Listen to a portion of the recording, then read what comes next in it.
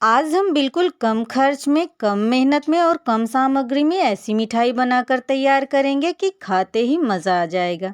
एकदम खस्ता, रसीली और मुंह में जाते ही घुल जाने वाली। इसको बनाना इतना इजी है और खाने के बाद इसका टेस्ट इतना गजब का लगता है कि खाने वाले के मुंह से सिर्फ आपकी तारीफ ही तारीफ निकलेगी। आप इसे किसी पार्टी के लिए, त्योहार पर या आपके यहाँ कोई मेहमान आए तब भी बना सकते हैं, क्योंकि यह बस 3 इंग्रेडिएंट से बनकर तैयार हो जाती है। हमें इसके लिए अतिरिक्त कोई भी व्यवस्था नहीं करना पड़ता है। आज मैं इसे रक्षाबंधन के लिए बना रही हूँ, एकदम शुद्ध तरीके से, जिससे त्योहार पर घर में बस खुशियाँ ही खुशियाँ हैं, बीमारी नहीं। नमस्कार दोस्तों, स्वागत है आपका आपके अपने यूट्यूब चैनल इंडियन किचन में। आज मैं आप लोगों के लिए बालूशाही की रेसिपी लेकर आई हूँ, एकदम परफेक्ट मेजरमेंट और मेथड के साथ। सबसे पहले हम कोई एक कप या कटोरी सेट कर लेंगे, उसी से सारे इंग्रेडिएंट्स हम नाप कर लेंगे। मैंने यहाँ पर एक कटोरी सेट किया है, उसी कटोरी से यहाँ पर मैंने 2 कप मैदा लिया है।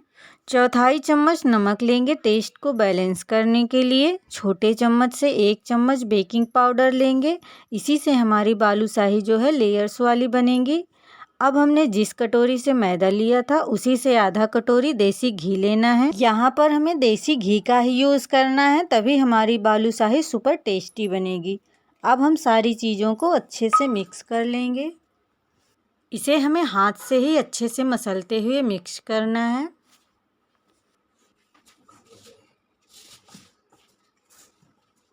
इसके बाद हमें नॉर्मल पानी लेना है। मैंने चाय वाली छोटी गिलास से पानी लिया है।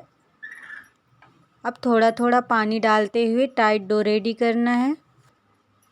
पानी हमें ज़रूरत के हिसाब से थोड़ा थोड़ा करके ही डालना है, क्योंकि अगर हम एक बार में पानी डाल देंगे तो डो हमारा गीला हो जाएगा। इसे हमें हल्के हाथों से मिलाना है। इसे हमें बहुत ज़्यादा मसलना या फिर इसे सॉफ्ट करना नहीं है, बस इतना ही हमें मिलाना है इसे कि इसमें अच्छी सी बॉन्डिंग आ जाए। ये देखिए मैदा जो है आपस में जुड़ गए हैं। इसे हमें इतना ही गूंथना था। अब हम इसे इस तरह से गोला बनाकर रख देंगे। इसे हमें कम से कम 15 मिनट के लिए रेस्ट देना है। ये देखिए इस तरह से हमारा आटा टाइट रहना चाहिए। अब हम इसे ढक देंगे। डो रेडी करने में आधे गिलास से भी कम पानी लगा है। ये देखिए इतना पानी बच भी गया है। जब तक ये सेट हो रहा है चलिए हम चाशनी तैयार कर लेते हैं। चाशनी के लिए मैंने सेम कटोरी से 2 कटोरी चीनी लिया है। हमने 2 कटोरी चीनी लिया है तो उसका आधा यानी कि 1 कटोरी पानी लेंगे। अब इसे लगातार चलाते हुए मेल्ट करेंगे। चीनी अच्छे से मेल्ट हो गई है। अब हम इसमें 3-4 कुटी हुई इलायची डाल देंगे। इसके बाद हम इसमें 1 चुटकी जितना ऑरेंज फूड कलर डाल देंगे, इससे कलर अच्छा आता है। ये ऑप्शनल है, आप डालना चाहें तो डालें वरना स्किप भी कर सकते हैं। बालूशाही की चाशनी जो होती है ना तो बहुत पतली होती है और ना ही कोई तार वाली होती है। इस तरह से इसे चिपचिपा होना चाहिए। चाशनी तैयार है। अब हम इसे ढककर रख देंगे जिससे ये ज़्यादा समय के लिए गर्म रहे।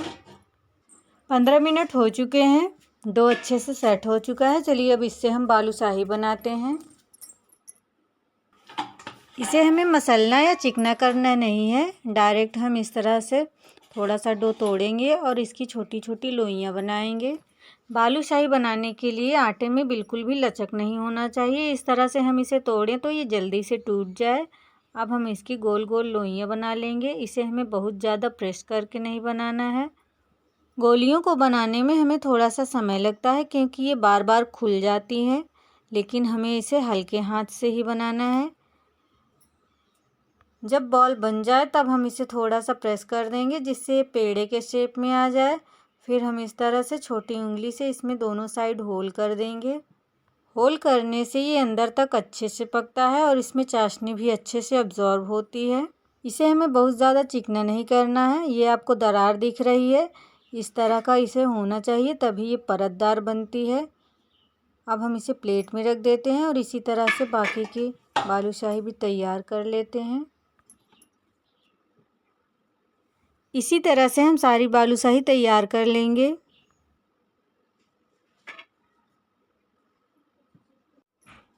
सारी बालूशाही बनाकर तैयार कर लिया है। चलिए अब इसे फ्राई कर लेते हैं। बालूशाही फ्राई करने के लिए तेल बहुत ही कम गर्म होना चाहिए। मान के चलिए ये 30% ही गर्म होना चाहिए। बालूशाही डालते ही ये तुरंत नहीं फ्राई होना चाहिए, थोड़ी देर बाद ही इसका फ्राइंग प्रोसेस जो है वो स्टार्ट होना चाहिए। कढ़ाई में जितना स्पेस है हम एक एक करते हुए उतने बालूशाही डाल देंगे। ये इस तरह से धीरे धीरे पकना चाहिए। गैस की फ्लेम स्टार्टिंग से लेके लास्ट तक एकदम लो ही होना चाहिए। इसे हम हाई बिल्कुल भी नहीं करेंगे। ये जैसे जैसे पकेगा हल्का होकर ऊपर तैरने लगेगा। जब ये ऊपर तैरने लगे तब हम इसे पलट देंगे और ये देखिए इसमें किस तरह से दरारें दिखने स्टार्ट हो गई हैं। जितनी ज़्यादा दरारें दिख रही हैं उतना ही समझ लीजिए हमारी बालूशाही अच्छी बन रही है। अब हम इसे पलट देंगे। इसे फ्राई करने के लिए मैंने रिफाइंड ऑयल लिया है। आप सरसों का तेल छोड़कर कोई भी ऑयल या फिर घी ले सकते हैं। इसे हमें कई बार उलटते पलटते हुए अच्छे से फ्राई कर लेना है। जब इसमें सुनहरा सा कलर आ जाए तब हम इसे तेल से निकाल लेंगे। ये देखिए हमारी बालूशाही कितनी अच्छे से फ्राई हुई है। एक एक लेयर जो है वो अलग अलग दिख रही है। इसे फ्राई करने में कम से कम 20 से 25 मिनट का समय लगता है। इसी तरह से हम सारी बालूशाही फ्राई कर लेंगे। फ्राई करने के तुरंत बाद ही इसे हम गर्मा गर्म चाशनी में डाल देंगे और ये देखिए किस तरह से ये तुरंत ही चाशनी को अब्जॉर्ब करने लगी। 2 मिनट बाद इसे हम दूसरी साइड पलट देंगे।